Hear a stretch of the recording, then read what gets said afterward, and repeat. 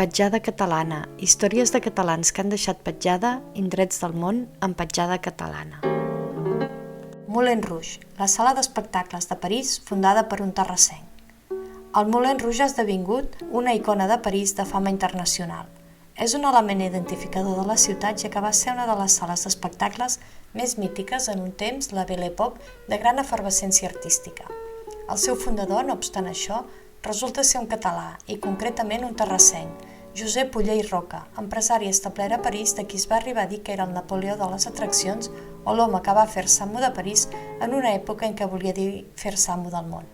Nascut a Terrassa el 1839, era fill d'empresaris del món del tèxtil, que a causa de la fallida de l'empresa van emigrar a França quan ell encara era petit.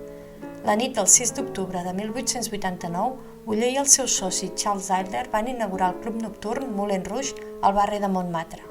L'endemà, la ciutat celebrava l'obertura de l'Exposició Universal de París amb motiu del centenari de la Revolució Francesa, durant la qual també s'inaugurà la Torre Eiffel. La sala d'espectacles més mítica de París destacava pel luxe i l'exotisme de les seves ballarines. Fou lloc freqüentat per intel·lectuals i artistes que hi trobaven inspiració.